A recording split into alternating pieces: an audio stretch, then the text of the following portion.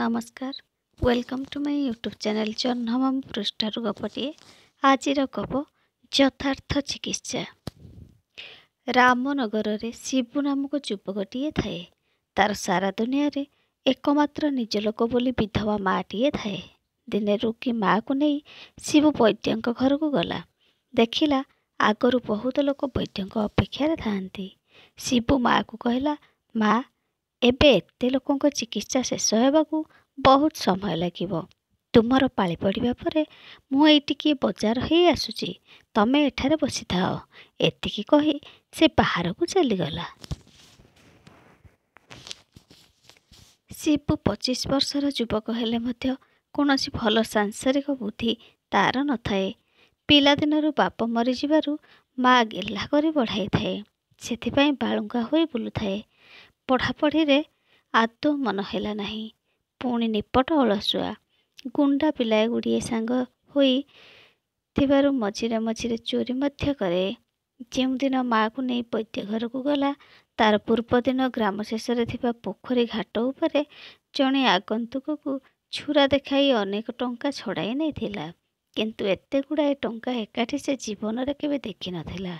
गणी देखिला 4000 टंका। गोटे बड़ तेंतुली गछ गंडी थिबा खोल भितर नोट बिड़ा सब रखिदेई मात्र 100टी टंका काढ़ी आनिला। बहुत रातिरे घर को फेरिला। घर को फेरी शिबू देखिला माँ सर्दी ज्वर कंपुजी। शिबू बहुत गंभीर भाव में कहला, माँ तुम पाई भल चिकित्सा दरकार। काली सकाळे मु तुमको जड़े भल वैद्य पाखक नहीं जीवी।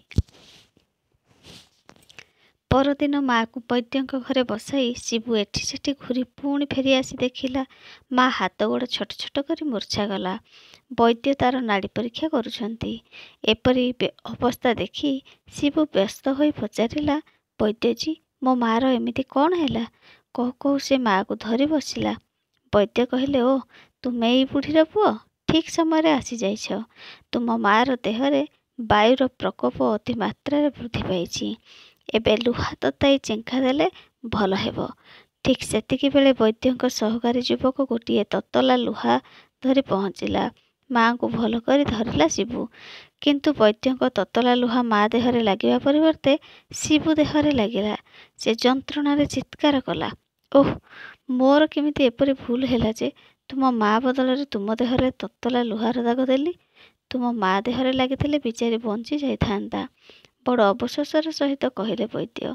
मार आसन्न मृत्यु और निज हाथर पोड़ा दागर जंत्रणा दुईटा मिसी जेपरी शिबू को पागल करदेले।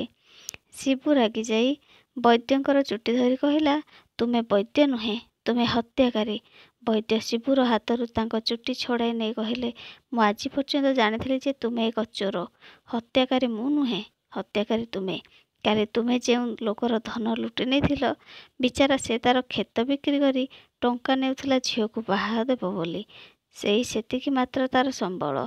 सेतक हराइबार खबर शुणी तार झील मध्य कूह को डेई पड़ी आत्महत्या कला। एबे झीर मृतदेहर दाह संस्कार पाए मध्य ता हाथ काणी कौड़ीटीए नहीं। तुमर कुकर्म जोगु ता झील मला, पुणी तुम हाथ में दाग आसबार माँ मला। एबे दुईटी मृत्यु पाई तुमे ही दायी। शिबू काठ भलिया बसी रही सब शुणुथिला। तापर से वैद्यंक पाद धरी कांदी कांदी कहला, वैद्यजी मो मार अवस्था देखंतु, मु एबे टंका नहीं आसुची। से निजको अनेक धिक्कार कला और पश्चाताप करू करू सेठारू बाहरी गला। से जीवा परे ता माँ उठी बसिला और वैद्यंको कहला, वैद्यराज ए पर्यंत मु जानि नथिली जे मो पुओ चोर। आपण ही तार यथार्थ चिकित्सा करी ताकू भूल बाटरू ठीक बाटकू आनिछंती।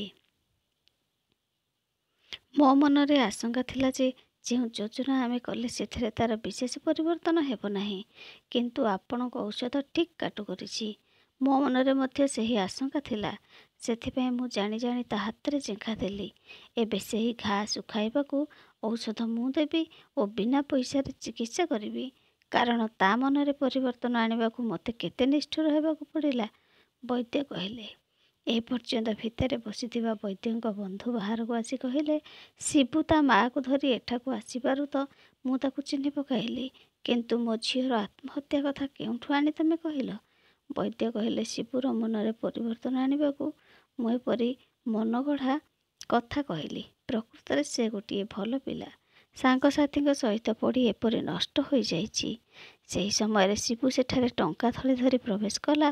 ମାଆକୁ ଭଲ ଅବସ୍ଥାରେ ଦେଖି ଓ ଟଙ୍କା ବୈଦ୍ୟଙ୍କୁ ଦେଇ ବହୁତ ଅନୁତାପ କରି କହିଲା, ଆପଣଙ୍କ ଦୟାରୁ ଆଜି ମୋ ମା ମଧ୍ୟ ବଞ୍ଚିଲା ଓ ମୋ ମନ ମଧ୍ୟ ବଦଳିଗଲା। ଅନ୍ୟର ଧନ ନେଲେ ସେମାନଙ୍କ ଅଭିଶାପରେ ମୋ ମା ମରିଥାନ୍ତା। ଆଜିଠାରୁ ମୁଁ ନିଜେ ପରିଶ୍ରମ କରି ରୋଜଗାର କରିବି। ଏଥିରେ ମୁଁ ଯଥେଷ୍ଟ ଶିକ୍ଷା ପାଇଛି। ଶିବୁର ଏହି ପରିବର୍ତ୍ତନ ଯୋଗୁଁ ତାର ମା, ବୈଦ୍ୟ ଓ ବୈଦ୍ୟଙ୍କ ବନ୍ଧୁ ବହୁତ ଖୁସି ହେଲେ।